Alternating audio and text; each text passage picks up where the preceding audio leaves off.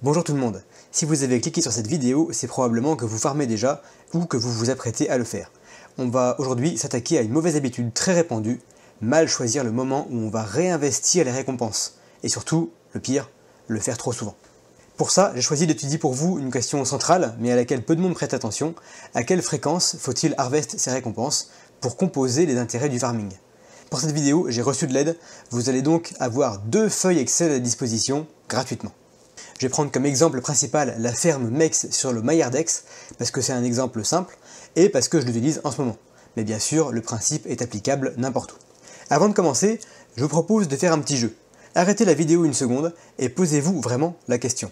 Actuellement, comment est-ce que je prends la décision de récolter et de réinvestir mes récompenses? Est-ce que c'est périodiquement, tous les matins par exemple? Est-ce que c'est à partir d'un montant de récompense particulier, dès que j'atteins 10, 20 $? Est-ce que c'est au hasard? Ou est-ce que c'est peut-être jamais parce que vous ne saviez même pas qu'il était possible de réinvestir? Notez ça sur un papier et on continue. À la fin de la vidéo, vous regarderez le papier à nouveau et vous me direz ce que vous en pensez en commentaire. Personnellement, j'ai complètement changé mes habitudes après avoir fait les calculs. Les liens vers les tableurs sont en description, mais vous les utilisez sous votre unique responsabilité. Je ne fournis aucun conseil en investissement, ça vous avez l'habitude. On va passer en revue les différentes rubriques et je vais vous montrer comment les utiliser selon vos besoins. Alors à quelle fréquence est-ce qu'il faut réinvestir pour maximiser ses gains? Et d'abord, pourquoi est-ce qu'on s'embête à réinvestir?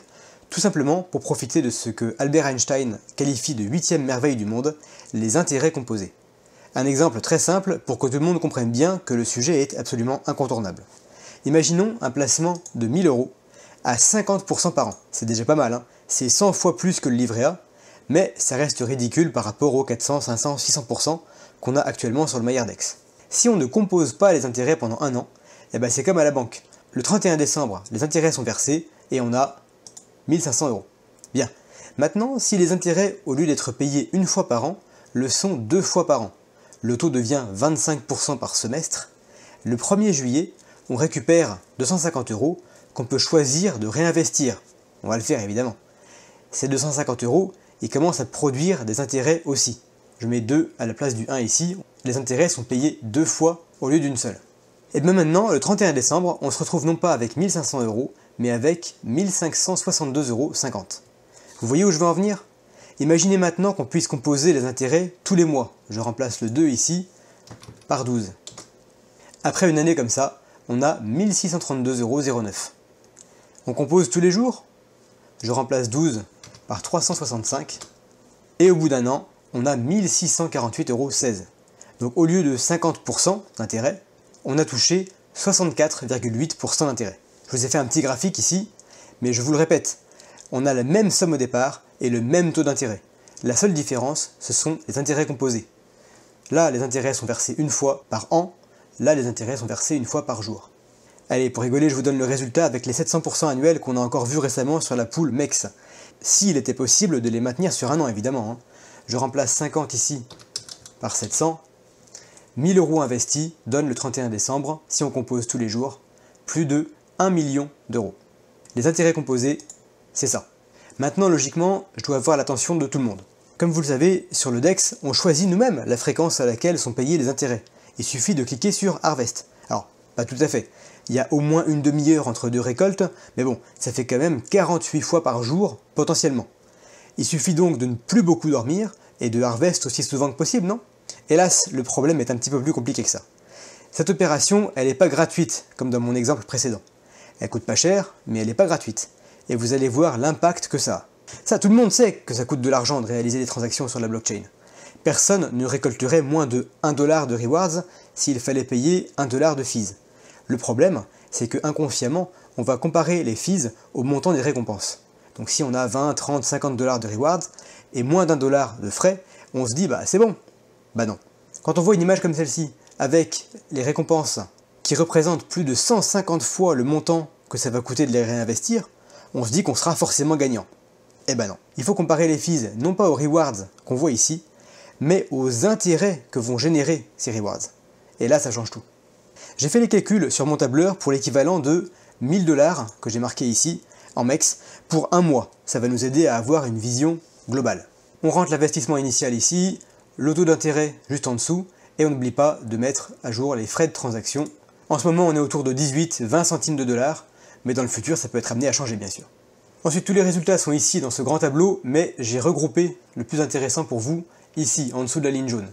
Donc par exemple, si on compose les intérêts tous les 3 jours, toutes les 72 heures, eh bien au bout d'un mois, on n'aura plus 1000 dollars, on aura 1615 dollars, ce qui représente un gain de plus de 61%.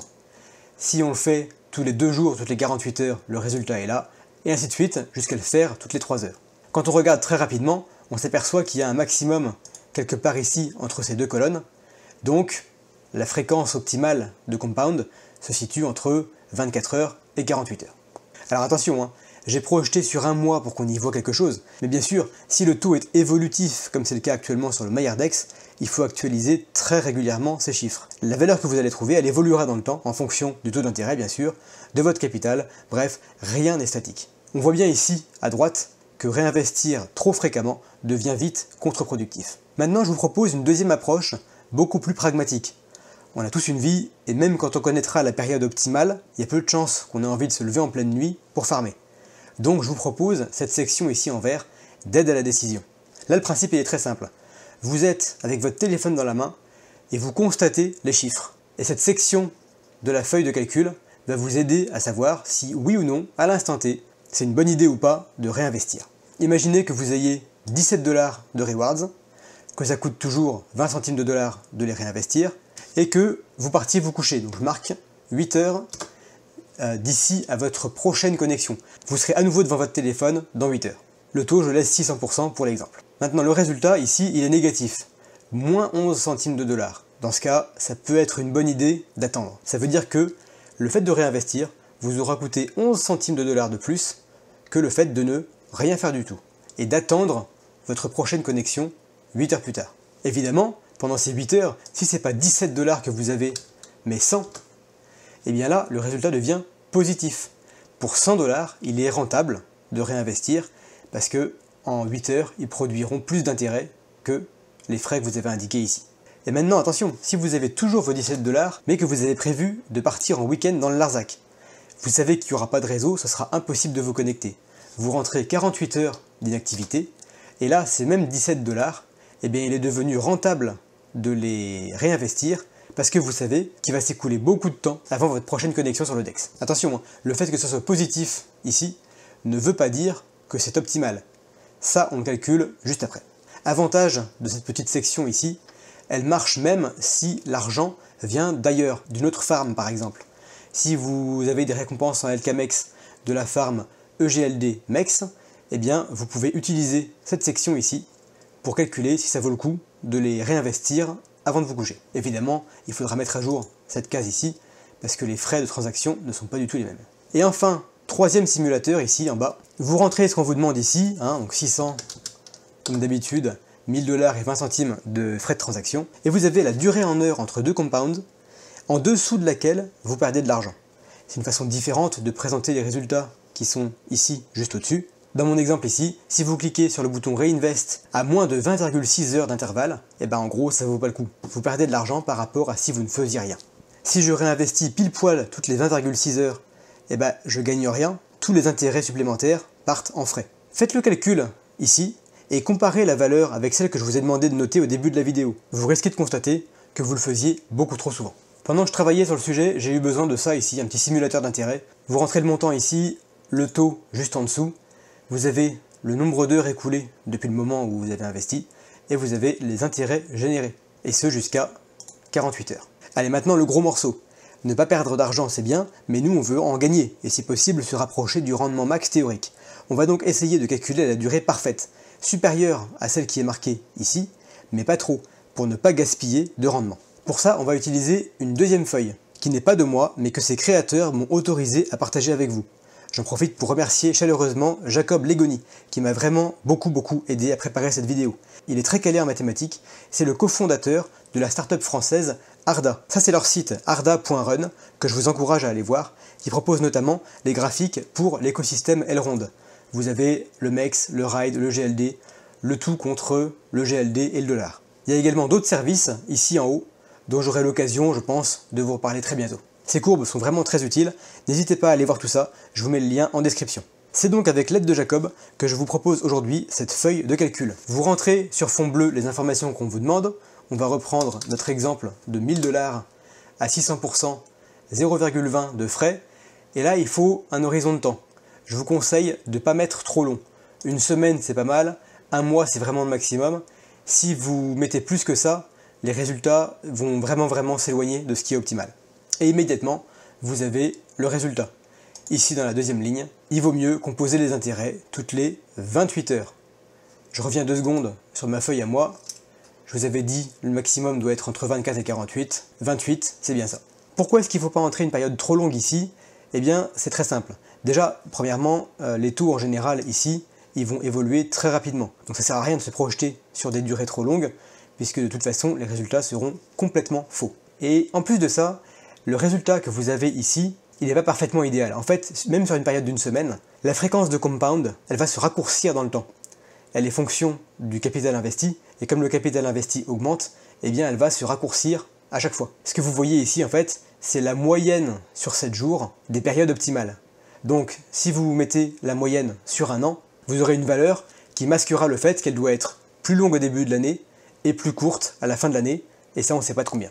Comme vous pouvez faire autant de calculs que vous voulez gratuitement, je vous conseille de mettre quelques jours ici, une semaine maximum, vous aurez un degré de précision largement suffisant. Voilà, maintenant on connaît la fréquence parfaite. On va pouvoir relativiser un petit peu tout ça. Si vous avez 200 000 $ qui tournent, ça vaut le coup de se mettre une petite alarme pour pas laisser passer le moment optimal. En revanche, pour 1000 $, on va pas se cacher que c'est beaucoup moins critique. Ça va se jouer à quelques euros, voire quelques dizaines d'euros max sur un an. Donc non, rassurez-vous, on n'est pas obligé de se lever en pleine nuit. Cette vidéo avait surtout pour but de vous faire prendre conscience qu'il ne faut pas harvest trop souvent. Pour moi par exemple, cette semaine, je devais le faire toutes les 9h, 9h30.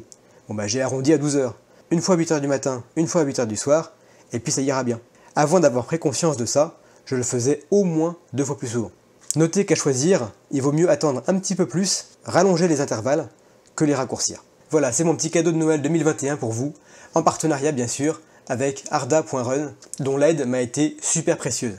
Je vous souhaite de bonnes fêtes de fin d'année, et en attendant la prochaine vidéo, soyez prudents dans vos investissements, mais sans oublier de rester curieux.